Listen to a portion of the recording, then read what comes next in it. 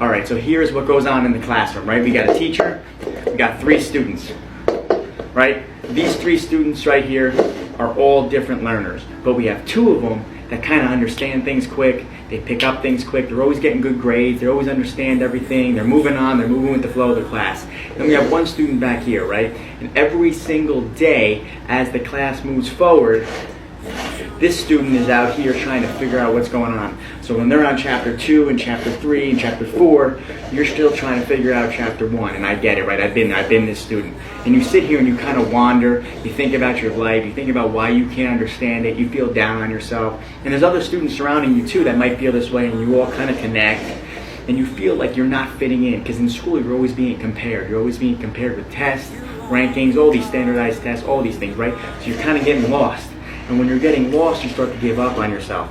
And you start to believe that that's your future. That's who you're going to be, right? And how do you get from here to over here? So what happens is, as these students keep moving forward, right? They're getting closer to maybe high school graduation. They're moving forward to their college and their careers and all those things.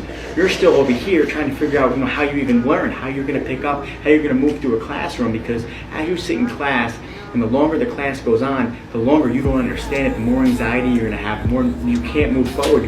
How are you supposed to not figure out this math class and then move on to English class and figure out that one when you're behind in math class, behind in English class, now you're behind in all your classes, and now it's putting a toll and the pressures on your shoulders, and it's a very scary feeling, and I've been there.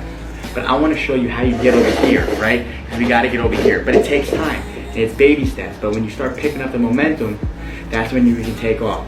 And I didn't figure it out until I was 18 in college, but I want you to figure it out now. I want you to figure it out in middle school, right? Throughout middle school, throughout high school, throughout college. You got to figure it out earlier than me. That's why I'm doing this. So what did I do first, right? I started to figure out the way that I learn. And when you figure out the way that you learn, you have to accept your accommodations. So use your accommodations. And slowly, the anxiety will come down. So let me give you an example. If you go to class and you don't understand that math situation, but you go home because your parents have a tutor ready to go over what happened in math class, and next day when you go back to class, you get it. You're right on track with those students, so now you're creeping up a little closer, right? And on top of that, you're building confidence and self-belief in yourself. So when you're building that confidence and self-belief, you're coming in with more positive attitude, and you're grasping more of the information. And you're remembering what you went over with the tutor, and now you're remembering what you did in class, and you're picking it up. And you're working hard because you have to work hard, but you keep moving forward, right?